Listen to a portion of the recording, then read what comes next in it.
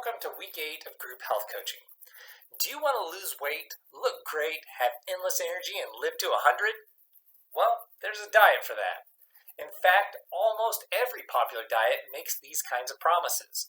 Whether it's vegan, paleo, or keto, they all make the same claims, usually to the exclusion of other perspectives. It's pretty confusing. So today we're going to look at a topic that gets right to the heart of popular nutrition. What diet is best? Almost all nutrition science that makes it to the mainstream is connected to some sort of fad diet. The more extreme, the better. They're big on promises, but do they work and are they actually healthy? Let's take a deeper look into these diets so we can make better informed decisions. To begin, why on earth are we endlessly subjecting ourselves to all of these fad diets year after year? Well, for most people, it's for weight loss. Often, once extra weight has been put on, it can be challenging to lose and even more difficult to keep off. That's a talk for another day, but just know there are good reasons for this, and it has to do with a lot more than willpower. Anyway, every couple of years a new diet rolls out promising to be a quicker, easier, and healthier way to lose weight than ever before. And who wouldn't want to believe that? Of course, we want to think what we're doing is healthy.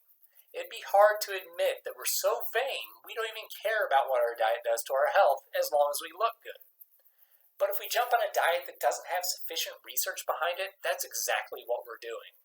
When someone else is making a lot of money selling a diet, we get to be the guinea pigs that find out whether or not it clogs arteries, promotes cancer, or kills us. Despite popular claims, there are certain basics of nutrition that a healthy diet should follow. The mere fact that you can lose weight on a plan is near worthless for assessing its health value. A K-State professor even lost weight on a Twinkie diet. Think about that for a second. Twinkies. He lost weight, his cholesterol and triglycerides both went down. On paper, he actually looked healthier than he was before. But your body needs nutrients. There are at least 41 essential nutrients that we have to eat for normal body functioning. Twinkies have very few of these. Despite what this gentleman's numbers look like, if he continued on that path, he would open himself up for a massive amount of dysfunction and disease risk long term. Skinny doesn't necessarily equal healthy. The reason the Twinkie diet worked is it limited calories. And that's how most fad diets work as well. The way they usually accomplish this is by putting radical restrictions on one or more of the macronutrients. Macronutrients are the big nutrients in food determined by their chemical structure. This includes protein, fat, and carbohydrates. The issue with limiting these macronutrients is that each one can also be a good source of micronutrients, your vitamins and minerals. Stop eating carbs and your antioxidants go down. Skip the fat and you also skip fat-soluble vitamins. See the problem? To ensure this doesn't happen, nutrition scientists came up with the acceptable macronutrient distribution range. This is the range of macronutrients you can eat and still be likely to get the vitamins and minerals your body needs. The ranges are: protein should be about 10 to 35% of the calories in your diet, fat 20 to 35%, and carbohydrates 45 to 65%. That's a pretty generous range, and you'd think it'd be possible for most diets to fall into them, but as we see, this is not often the case. The vegan diet is gaining popularity, and the main criteria to be vegan is to simply avoid all animal products. That's it. Of course, there's the problem of soda and candy being vegan, so the more accurate whole food plant-based description is now used more frequently. This is the healthiest version of the diet and the one we'll discuss. We'll also only be looking at health implications, not ethical considerations. That's another important matter, but beyond the scope of this presentation. This diet tends to be higher in carbohydrates than the other plans we'll discuss. In fact, if you really stick to only unrefined, unprocessed whole plant foods, carbs can make up about 80% of what you're eating.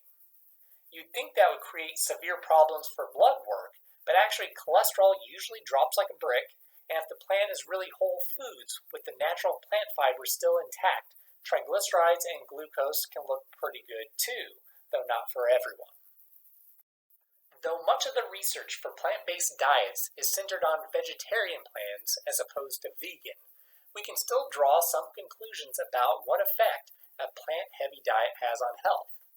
Vegetarian plants are essentially vegan, but with dairy, eggs, and sometimes even the occasional fish added in.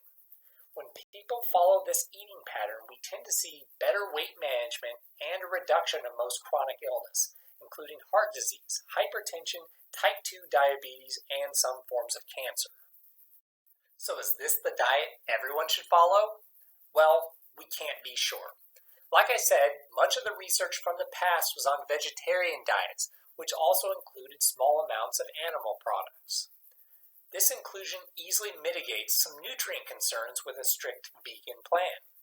Vegans can be low in vitamin B12, vitamin E, zinc, and essential fatty acids. Protein and caloric requirements may also be challenging for those with higher needs, like athletes. It's not hard to see why vegan plans are effective for weight loss, though.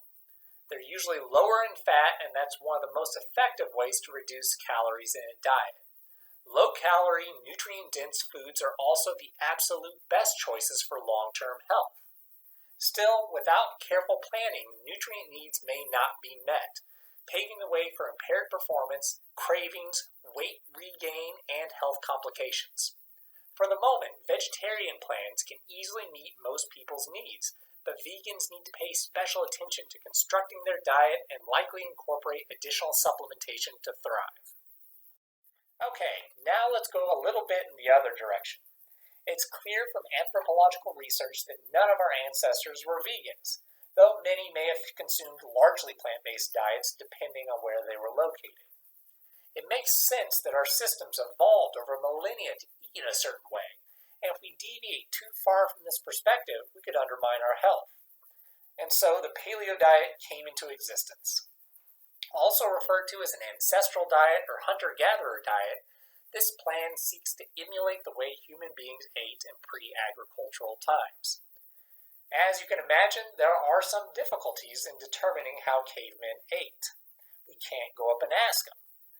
Now, I'm pretty sure it doesn't have anything to do with the paleo waffles you can get at the health food store, but luckily there is some isotopic evidence from skeletal remains, and then we've also been able to examine habits of modern hunter-gatherer tribes to get a certain kind of framework.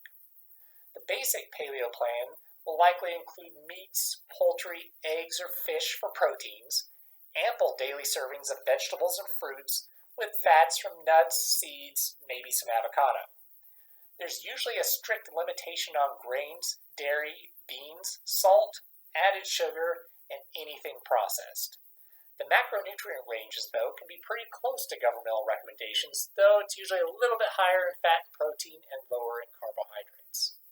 Because of this, the diet does have the potential to be healthy, but the types of foods chosen and the ratio of animal products to plant is key. A healthy paleo diet would still look relatively plant-based, with copious amounts of vegetables in each meal. Fiber is a little bit of a nutrient of concern in meat-heavy diets, as well as folate, calcium, magnesium, and potassium. Many short-term metabolic benefits have been indicated when adhering to a paleo diet, including reduction in weight, waist circumference, and lowering blood pressure. Like before, weight loss and its corresponding benefits are achieved through caloric restriction, in this case cutting out processed food and grains. If the health benefits are to be maintained long-term, however, the diet needs to be generous with vegetables, keep the protein moderate, and prioritize omega-3 fatty acids and monounsaturated fat over saturated fat. Frequently eating seafood in the place of meat, along with incorporating nuts, seeds, and avocados in your meals will help. An extreme version of this plan is the carnivore diet. It's super trendy right now, and all it consists of is you eat meat and nothing else. Obviously, you can't get all the nutrients your body needs from meat alone. This is going to put you at very high risk for negative health outcomes long term. Because of this, this diet is ill-advised. It's a prime example of volunteering for someone else's experiment while they make a name for themselves. So unless they're sharing the profits with you, look elsewhere for your diet until there's some research to merit a second look. I'm not sure that will happen with this one, though. Of course, we can't have a talk on diet right now without looking at the infamously effective ketogenic diet. A ketogenic diet is a more extreme version of a low carbohydrate diet. It's actually been around for quite some time and has traditionally been used for the treatment of epilepsy and sometimes weight loss, but it became mainstream with the popularity of the Atkins diet in the early 1970s. Carbohydrates are reduced to less than 50 grams per day, with the majority of daily calories then coming from dietary fat. Carbohydrates are the primary source of glucose in the diet. This is the fuel that our body normally runs on. When glucose gets depleted in its storage form as glycogen in the liver and muscles, a metabolic shift occurs that enables an alternative source of fuel to be used, ketones. It's this adaptation that creates a particular fascination for many. Our bodies do something very similar when we're starving or fasting, however. There can be no debate this diet is successful for weight loss. Despite the metabolic magic, however, is still likely due to caloric restriction. You're cutting out huge categories of food after all. In fact, isocaloric diets restricting fat and restricting carbs have been shown to result in about the same amount of weight loss. The big surprise is low-fat diets may reduce body fat more than low carb. So what does that mean? Well, if the same amount of weight is lost, one diet helps you lose more fat, then something else has to be going away on the other diet to make up the difference. It seems a greater percentage of muscle mass may be lost on a ketogenic diet, though this effect could potentially be mitigated with more exercise. But in general, we want to lose body fat. Now, losing muscle mass to make the scale look better is really not the smartest move for overall health. Ketogenic diets may also be low in some B vitamins, antioxidants, many minerals, and fiber. Though these diets are very different in food choices and nutrient makeup, they have one notable thing in common. They all restrict calories. Whether it's intentionally or not, that's what's happening. When you cut major food groups out, you can't help but to cut calories as well. You just have less options of what you can eat.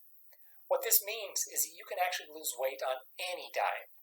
For the most part, when you lose weight, you're also going to see improvements in your cardiometabolic risk factors, like blood pressure and cholesterol. That's why every diet can look like it's good for you.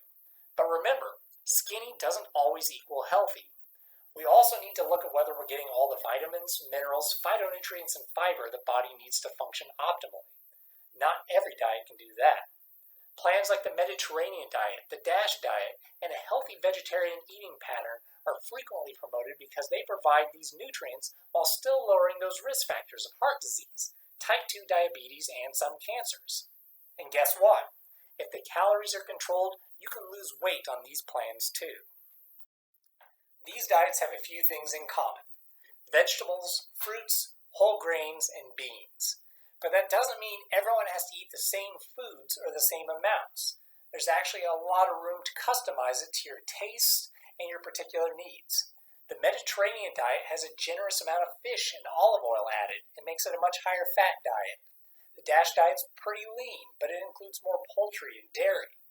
And a healthy vegetarian pattern is mostly plant-based, but there's some eggs and dairy just to round out those nutrients.